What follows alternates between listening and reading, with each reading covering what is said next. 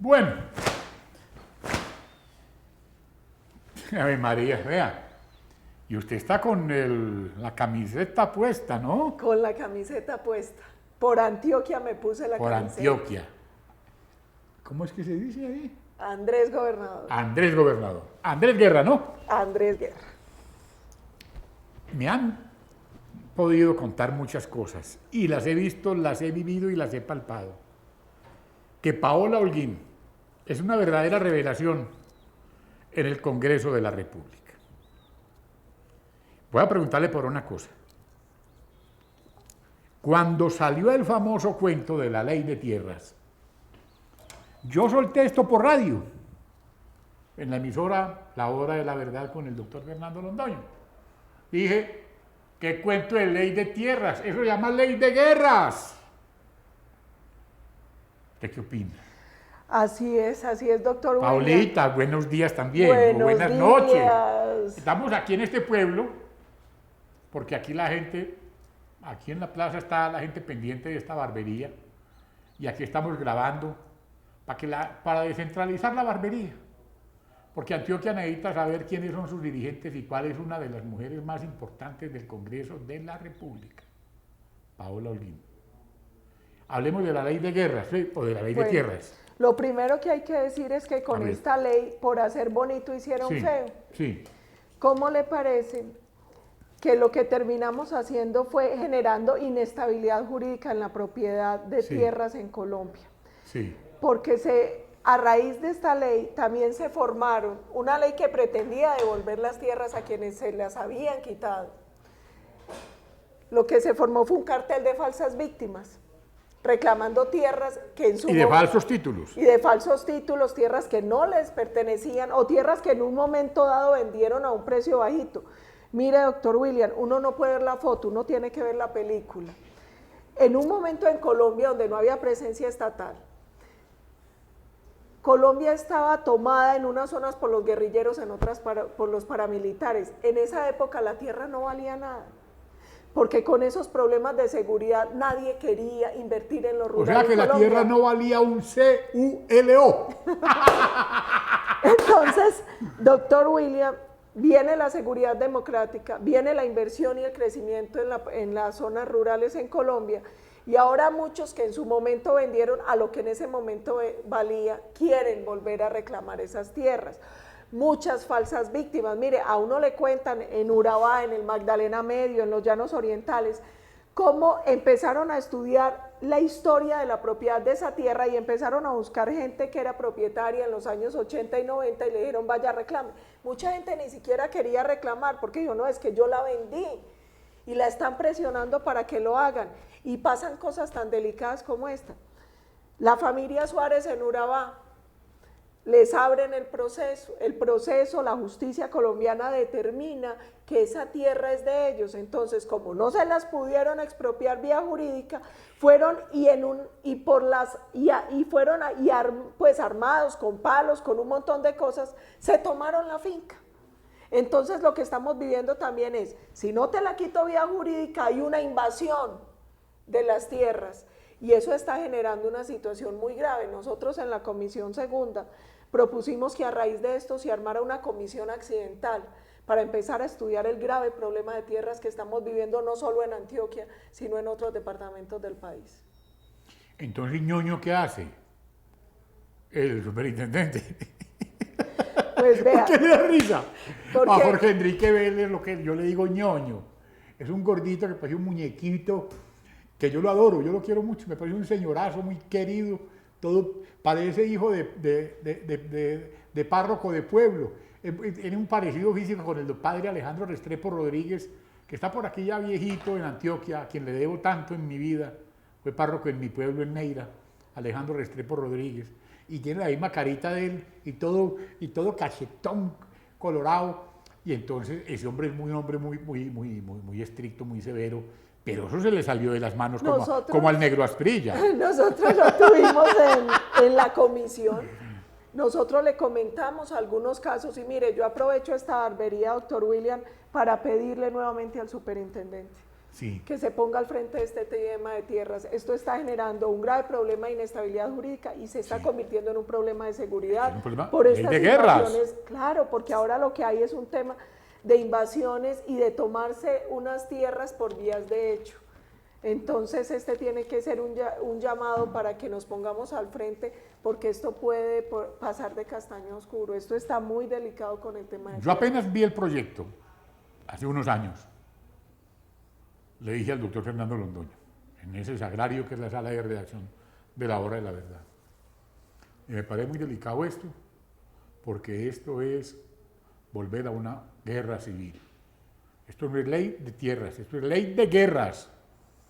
Porque a uno le van a quitar lo de la familia, lo de los abuelos, lo que construyeron sus viejos. Me reuní en la feria de ganado. Sí. Cuando estoy haciendo el recorrido por Urabá, por Chigorodo y todos estos municipios. Y llegó una señora y me dijo, mire, ¿sabía que está llevando la ley de tierra? Yo tengo 50 hectáreas, que las compré hace muchos años. Y las he trabajado con mis manos y mostraba sus manos callosas y me decía llorando, ahora me la quieren quitar. Si a mí me quitan estas 50 hectáreas que honradamente compré y que he trabajado toda mi vida, no me están quitando la tierra, me están quitando mi vida. Mira a la gente que le está viendo allá, mírela, dígale a la gente eso, doctora.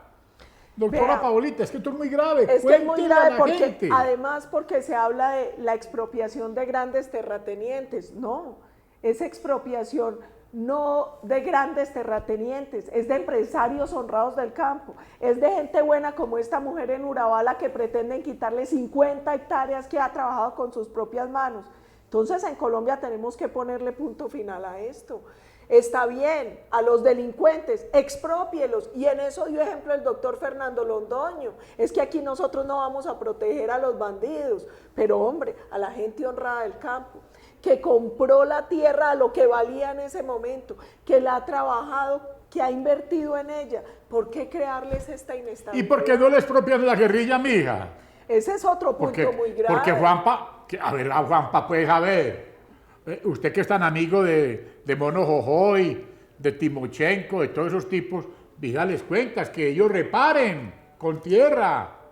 ¿Cómo es el cuento? A ver. Claro, cuando uno analiza los preacuerdos que anunciaron con bombos y platillos, sí. Eso además de generarle una enorme preocupación por lo que porque representa finalmente un peligro para la propiedad privada, para el libre emprendimiento. En el tema de tierras, la pregunta que uno hace es, ellos hablan de un banco de tierra, pero en ninguna parte en ese banco de tierra hablan de la tierra de las FARC. Es que las FARC ha sido un gran expropiador de la propiedad. Oigan lo que dice esta mujer que estudió el tema y que lo sabe porque trabajó tantos años al pie de la Seguridad Democrática de Colombia al lado del doctor Álvaro Uribe Vélez, Paola Holguín. Oigan esto, repitámosle a la gente. Miren, es que esto es muy grave. En Colombia muchos opinan de los preacuerdos, pero yo creo que pocos se lo han leído con el juicio que se lo ha leído el Centro Democrático. Cuando uno ve tema de tierras, hablan de un banco de tierra. En ese banco de tierra están hablando de quitar tierras que no estén cumpliendo una función social, por ejemplo. Están hablando de la tierra que se expropie. Nosotros, ¿qué hemos dicho? Nada de protección a los delincuentes. A quienes tenga que expropiárseles la tierra porque la adquirieron ilícitamente, que se la quiten, pero no al honrado propietario, al honrado trabajador del campo. Y le preguntamos a los señores de las FARC, a Timochenko, a Márquez y a todos estos que posan de políticos en La Habana, ¿ustedes cuándo van a hablar de la entrega de la tierra que ustedes le han robado a colombianos por tantos años? A colombianos que han desplazado, han expropiado, que han secuestrado, que han asesinado. ¿Cuándo vamos a hablar de esas tierras? ¿Cuándo vamos a hablar de esos dineros producto del narcotráfico y del secuestro y de la extorsión? Es que esa es la gran pregunta, doctor William. Oiga, pero es que cuando se habla tan claro es muy bueno, porque es que, por ejemplo, ahí están las republiquetas independientes. Vea, el tema de esas zonas de reserva campesina. Hablemos de eso. Hablemos de eso. Porque eso fue lo que le costó el puesto a Juan Camilo Restrepo, para que hablemos claro. Cuando Juan Camilo Restrepo era ministro de Agricultura en el gobierno de Juanpa, soltó esa frase y yo dije, esto le va a costar el puesto a Juan Camilo. A los 15 días comenzaron a moverle la silla, a zarandearlo. Los de Cuba lo declararon persona no grata. Yo dije, es que van por la tierra estos sinvergüenzas, estos bellacos. Entonces yo dije, le van a cortar la cabeza a Juan Camilo. Y Juanpa, que es un hombre fresco, porque Juanpa no tiene lealtad con nadie, a mí me preguntaron, ¿oíste, William, cuál fue el último que traicionó Juan Manuel Santos? Y yo dije, no, el último no, el próximo. ¿Para qué no le... con ese tema... Y que le cortó la cabeza a Juan Camilo eso. Le cortó la cabeza. Y hay varias cosas. Primero, las zonas de reserva campesina fueron creadas más o menos en el año 94. Eso fue en el gobierno de Samper. Eso fue, no sé si fue de Gaviria, creo que estaba en ese momento Gaviria. ¿Fue terminando Samper o quedó? Bueno, fue en 90, no. Yo creo que fue Gaviria. Sí. Se crea esa ley de zonas de reserva campesina. Nosotros durante los 8 años del gobierno del expresidente Uribe no aprobamos ni una sola zona de reserva campesina. ¿Por qué no las aprobamos, doctor William? Porque nos dimos cuenta que esas zonas, primero, no estaban llevando desarrollo y progreso a los campesinos, sino que se habían convertido en zonas donde había una fuerte presencia de organizaciones criminales y donde lo que se estaba dando era empobrecimiento de la población y un crecimiento de cultivos ilícitos. Mire el problema hoy con las zonas que hay, y ¿sabe qué es lo grave? Que las FARC aspira a tener más de 9 millones de hectáreas en zonas de reserva campesina. ¿9 millones? Sí, señor. Y eso hay que decírselo de frente a los colombianos, porque esa es una gran preocupación. Pero no les basta lo de Caquetania, no les basta lo del Caquetá, no les basta lo del Huila, no les basta lo de los llanos orientales, no les basta lo del Putumayo, no les basta toda la costa pacífica que es de ellos. Esa es la gran presión que hay hoy, doctor William, y en eso uno tiene que prender las alarmas, porque son más de 9 millones de hectáreas que a través de la forma que es legal, de las zonas de reserva campesina, lo que termina haciendo es entregándole control social y territorial a las FARC sobre unos amplios territorios del país. Cuando uno, mire, yo me puse a esculcar los correos de los computadores que salieron de varias operaciones militares a cabecillas de las FARC, y uno ve ahí correos entre miembros de las FARC donde hablan de las zonas de reserva campesina como una estrategia de control social y territorial de esta organización narcoterrorista. Yo le pregunto a Juan Manuel Santos, sáquese un momentico, si él no tiene el momentico que ponga a los asesores a leer la información que hay en esos computadores sobre zonas de reserva campesina, y ahí se da cuenta del grave peligro de esas zonas porque son parte de la estrategia de la organización narcoterrorista. O sea que en Anapoima no va a haber una reserva campesina porque ya tiene la finca. ¿Y usted por qué le da risa, amiga? ¿Por qué le da? En Anapoima no. Eso se lo van a pavimentar muy delicioso, le van a hacer una doble calzada y entonces no hay problema. En Anapoima, que es la tierra de él, ahí no hay zona de reserva campesina, ahí no hay ley de tierras o ley de guerras, porque allá está el presidente, sus muchachos llegan en el helicóptero, su señora montada en el avión, porque le tienen avión presidencial a la primera dama, a una niña que nació en San Pedro de Urabá. Ella es paisana de Óscar Arboleda, la señora del presidente, para que la gente sepa también. No sé qué haya hecho por San Pedro de Urabá y qué ha hecho el doctor Santos por Antioquia. Mire, frente a la situación de Antioquia hay varias cosas que a uno le preocupa. Los gobernantes tienen que ser respetuosos de la figura presidencial, pero no pueden ser un rebaño sumiso. Uno tiene que luchar por los intereses de su departamento. Preocupaciones hay muchas. Primera, un amigo de esos que todavía duelen, Andrés Uriel Gallego, que en paz descanse, formuló las autopistas de la montaña. Andrés Uriel. Andrés Uriel. Tan querido.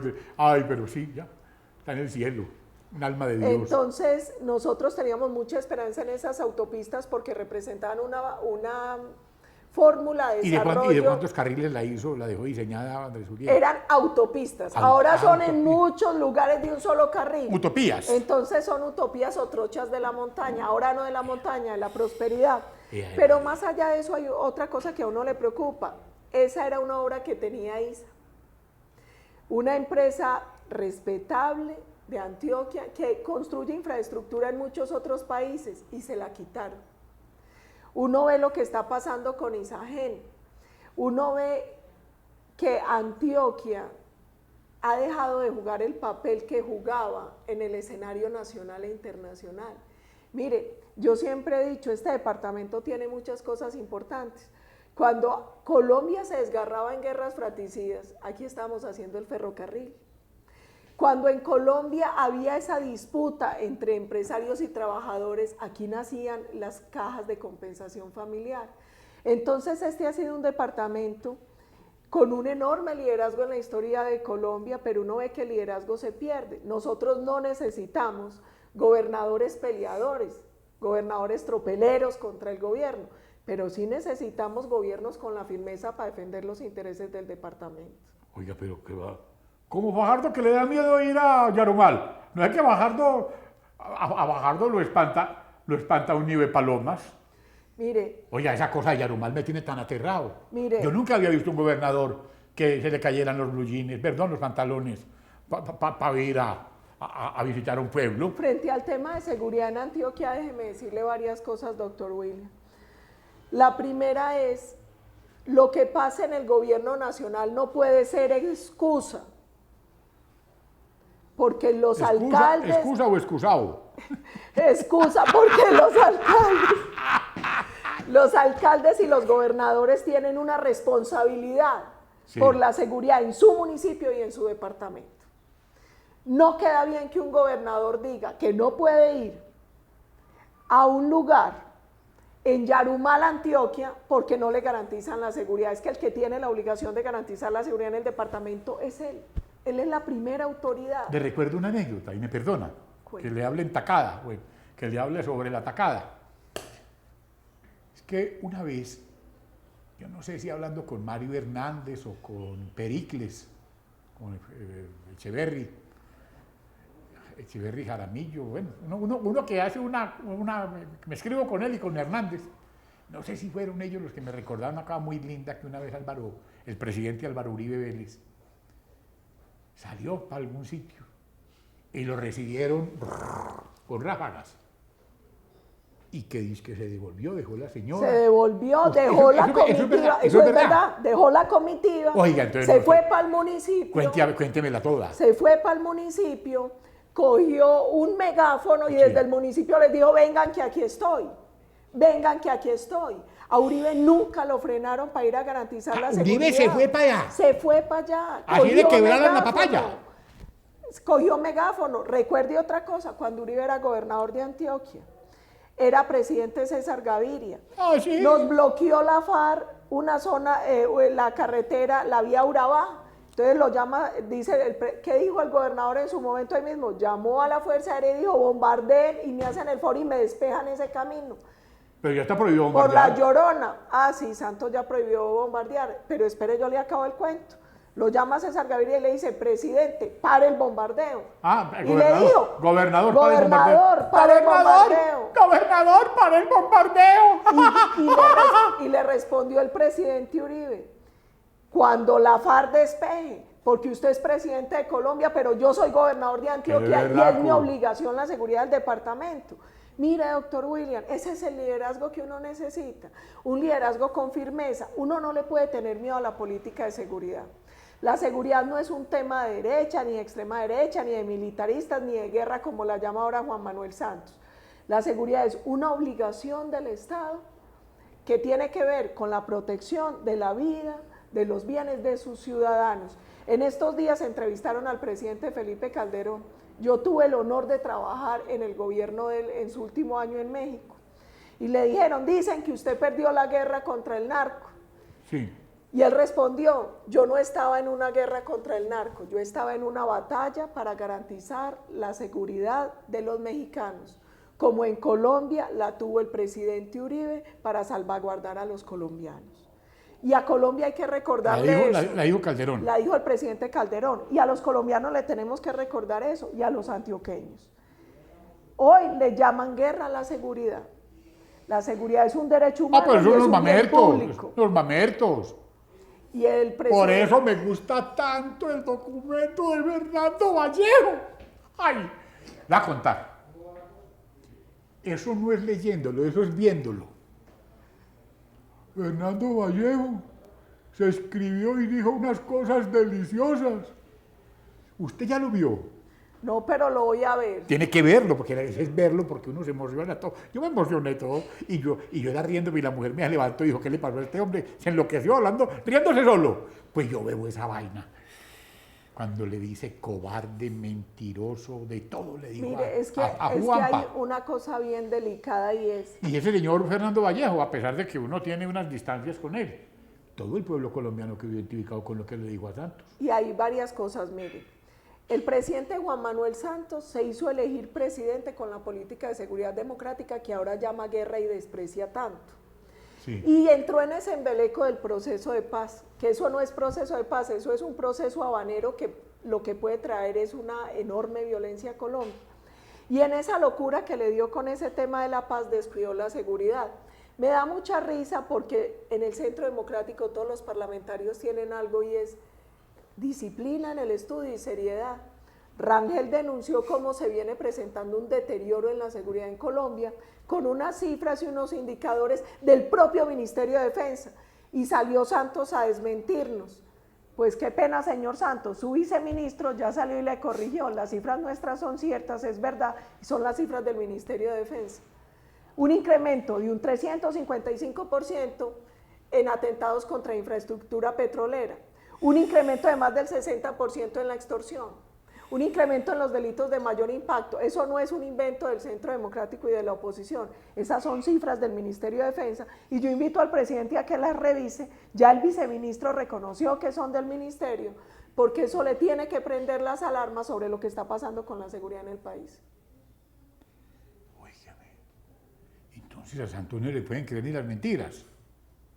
Mire. Porque es que es muy claro todo.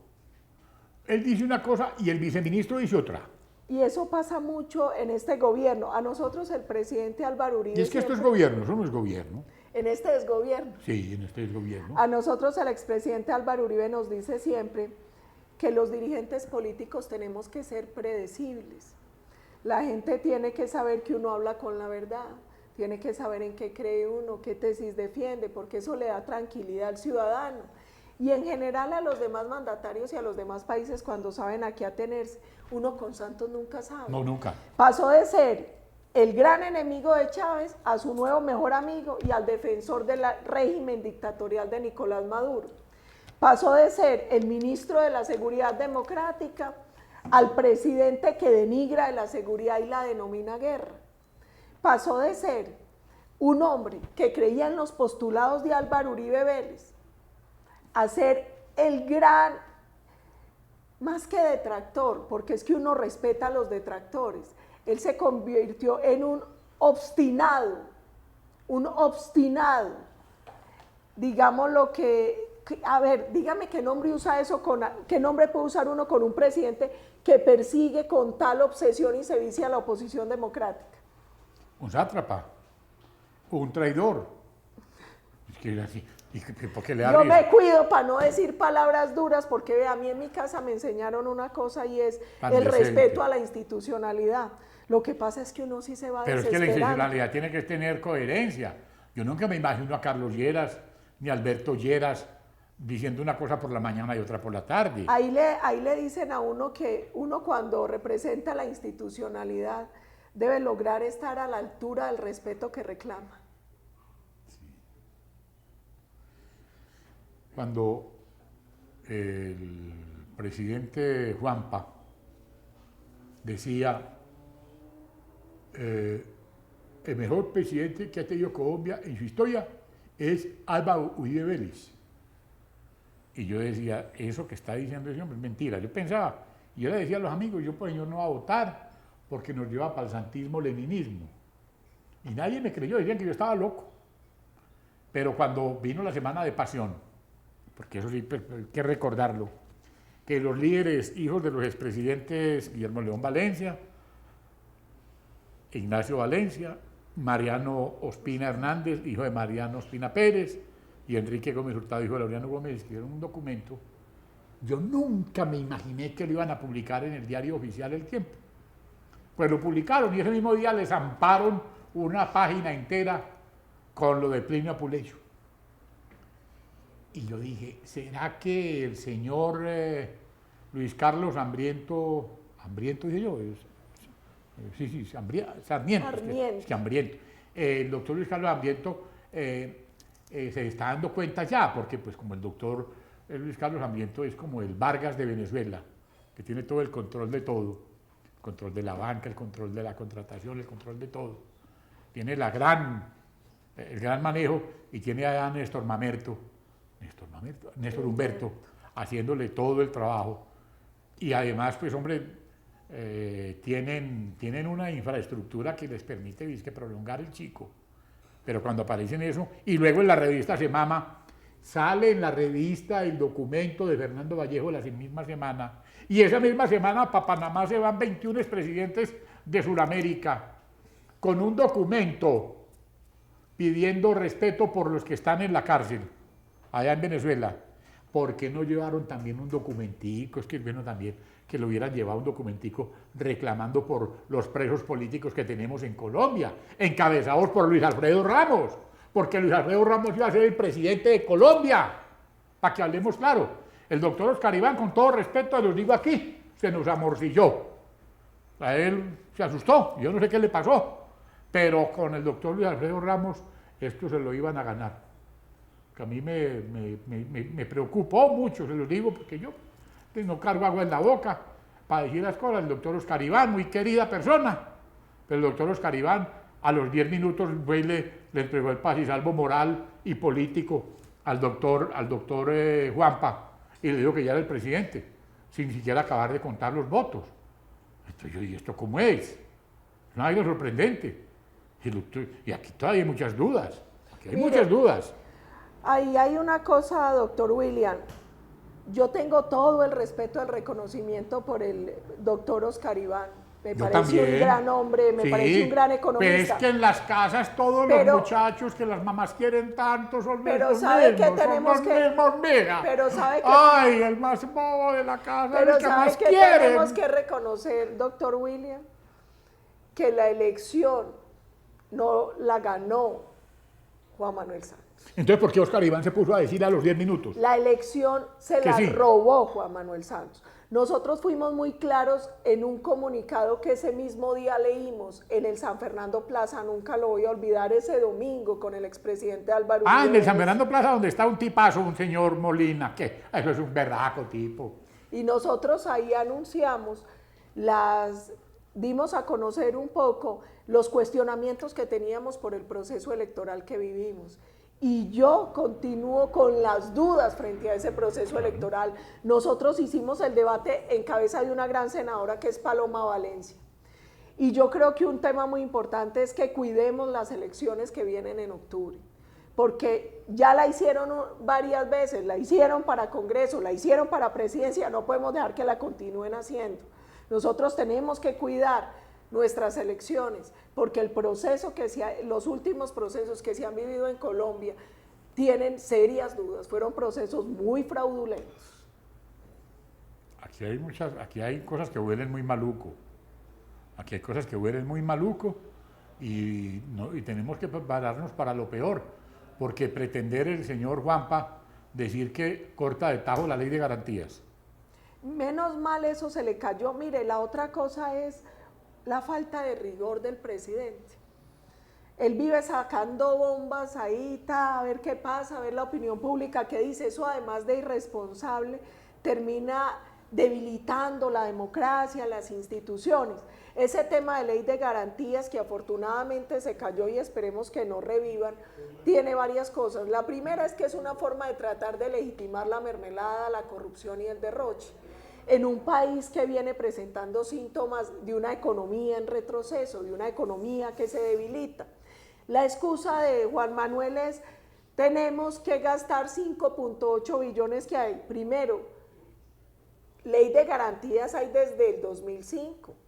En 2007 y en 2011 se dieron elecciones regionales y ningún municipio o departamento se paró por la ley de garantías. Eso es un tema de planeación. Lo que uno no puede permitir es que recursos públicos que necesitamos para infraestructura, para salud, para educación, se vayan para compra de votos y para financiar campañas electorales de los candidatos de la Unidad Nacional. Entonces, gracias a Dios se cayó. Yo espero que no traten de meter eso ahora en el debate del plan de desarrollo, porque me parece muy grave para la democracia y para la institucionalidad colombiana. Bueno, entonces, ¿cómo estamos para la gobernación? Bueno, el Centro Democrático tiene 2 precandidatos, la doctora Liliana Rendón, el doctor Andrés Guerra. Yo de frente me puse la camiseta por el doctor Andrés Guerra. Yo creo en los nuevos liderazgos. Sí. Yo creo, este es mi candidato. Este es su candidato. Ese es mi candidato. Yo le creo a Andrés. Andrés es un hombre que se ha caminado el país, que se ha caminado el departamento, que tiene unas firmes convicciones. Sí. Que ha sido leal al legado del expresidente Álvaro Uribe, es un hombre que tiene estudio, que tiene disciplina, que tiene rigor. Mire, cuando uno busca un candidato, uno le busca 3 condiciones, como mínimo. La primera es que tenga una clara visión de hacia dónde tiene que llevar el departamento. La segunda es que tenga capacidad gerencial, para que esa visión se transforme en realidad. Que tenga transparencia, que tenga capacidad de ejecutar. A la gente le ofuscaba a veces mucho la microgerencia de Uribe, y yo creo que esa es la clave del éxito. Obvio. Y el tercer elemento es que sea un hombre absolutamente transparente. Mire, cuando alguien es visionario, pero no tiene capacidad de ejecución, es muy bueno para poner a la gente a soñar. Pero cuando un hombre tiene capacidad de ejecución, tiene esa visión y además es honrado, este departamento se sale adelante y recupera su liderazgo. Por eso yo le apuesto a Andrés, porque yo sé que él tiene la visión de hacia dónde tiene Andrés que Guerra. conquistar Antioquia. Andrés Guerra. Le va a dar guerra a los bandidos. Sí. Con él no va a haber, mejor dicho, ningún rincón de Antioquia donde no pueda ir el gobernador. Y es como de los agricultores. Él tiene una apuesta muy importante por el campo. Yo creo que no solo Antioquia, Colombia tiene una gran vocación de desarrollo en el sector agropecuario.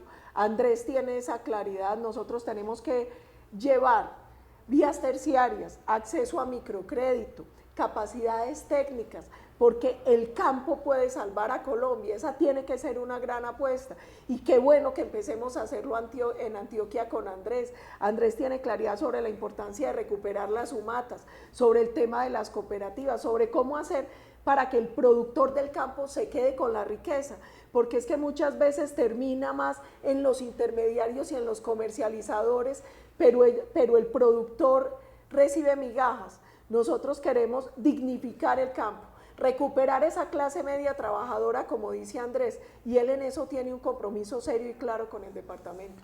Hay muchas cosas, por ejemplo en Yarumal hay como dificultades para la escogencia del candidato para la alcaldía. Ay, ¿cómo le parece el cuento que me echaron? Es que a Iván Gómez, eso está que echa humo en Jericó. Mire, nosotros... Están pegados, dizque de la madre... Laura, yo no sé, porque el Ministerio de Defensa preguntan por él en la 4ª Brigada, y yo no sé por qué, y el Ministro de Defensa y todo el mundo pregunta por él. La Santa Madre Laura, venga, sí. Yo le cuento que yo también tengo candidato en Yarumal. ¿También? También. ¿Y también tiene el Centro Democrático? ¿También tiene de Jericó? En Jericó, perdón, también. El de Jericó se llama Miguel. Ah, es Miguel. Es el candidato del Centro Democrático. Mire, es un candidato con una capacidad impresionante y representa una candidatura cívica, porque su nombre cayó también en el municipio, sí. Que varios partidos quieren avalarlo, entonces ¿cómo? Va a ir por una gran coalición. Porque aquí dice que hay varias formas, unos dan avales y otros avalean. Nosotros con Miguel tenemos garantía. ¿Miguel qué es él? Miguel Giraldo. Miguel Giraldo. De una campaña seria, porque además como uno hace campaña de gobierno, de una campaña seria, de un hombre respetable, de un hombre con valor, con valores, que quieren apoyar además otros partidos en ese municipio. ¿Y en Yarumal qué pasa? En Yarumal hay unos muy buenos candidatos. Mire, nosotros tenemos una preocupación en Yarumal. ¿Qué pasa? Y es el grave deterioro de la seguridad y una presencia cada vez mayor de frentes de la FARC. Pero si el gobernador era mío ir allá. A nosotros en Antioquia pasa siempre en el manicomio. que nos sale un francotirador y han asesinado 2 directores de policía de carreteras en ese punto. Uy, Dios. Nosotros, Yarumal es muy importante porque es un municipio neurálgico para el paso de Medellín a la costa. Sí, es como un nudo. Entonces, ¿qué necesitamos nosotros? Necesitamos un alcalde con la capacidad para trabajar en ese municipio de la mano del gobernador para garantizar la seguridad de la zona, porque es una zona importante para el desarrollo económico del departamento. ¿Y cómo estamos en el Urabá? Ya Bueno, están boleteando la gente, el apartado y todo. Hay hojas volantes y todo allá. Pero nosotros tenemos muy buenos candidatos en Urabá. Ah, bueno. Tenemos en apartado un gran líder sindical. Tenemos un hombre que toda la vida ha trabajado al lado del expresidente Álvaro Uribe. Qué bueno. Tenemos un candidato que fue exalcalde en Chigorodó. Nosotros creemos en Urabá. Es una región a la que le tenemos que apostar muy fuerte. Primero, porque es una zona que en su momento Álvaro Uribe, cuando era gobernador, Sí. logró recuperar. Pero la recuperó, la dejó tranquila. Urabá hoy tiene un puerto que funciona bien, pero que podría funcionar mucho mejor. Yo no sé si usted ha ido, doctor William, es hermoso verlo, porque es un puerto en alta mar donde hay carga y descargue por ambos lados, entonces eso economiza tiempos. Nosotros tenemos que hacer una apuesta de vías de doble calzada. Urabá se puede convertir en el mar de Antioquia. ¡Qué lindo! Es lindo, y con un buen puerto nosotros, por temas de distancia, podríamos economizar en el transporte de mercancía, porque quedaría mucho más cerca que los demás puertos y sería útil no solo para Antioquia sino para otros departamentos. Además, Urabá es una subregión a la que hoy tenemos que ponerle cuidado, porque tiene problemas de servicios públicos, de acueducto, de alcantarillado, porque hay que llevarle más oportunidades de educación y de empleo. Además, es una fuente de grandes deportistas para este país. Imagínese, entonces, qué belleza. Yo le creo a esa subregión. Mire, a uno en Colombia le pasa un problema, y es que se le llena el corazón de grandes amores. Uno empieza a recorrer este país y cada municipio le parece más lindo que el otro, en cada departamento la gente, la capacidad, lo enamora. Y Urabá es una subregión que a uno se le mete en el corazón. Bueno, ¿y qué va a hacer el doctor Sergio Fajardo ahora sin Carlos Gaviria y sin Nicanor para que los defienda en Bogotá? Sí, mire, porque yo vaina. soy muy respetuosa del señor gobernador. Yo creo que es muy importante aclarar lo que pasó, porque ese tema es muy grave. El libro blanco resultó sucio. ¡Por Dios! Mire, y ¡Ay, doña Beatriz Black! A uno el desconocimiento. Black. Oh, ay, es que Black, perdón. A mí se me confunde el inglés. Hay varias cosas. A uno el desconocimiento de la ley no lo exime de la responsabilidad penal.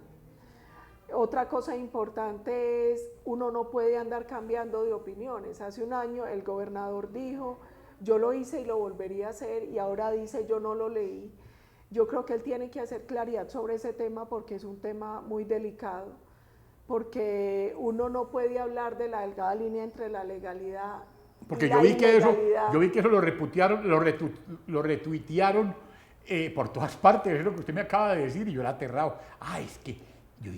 ¿Qué dijo eso?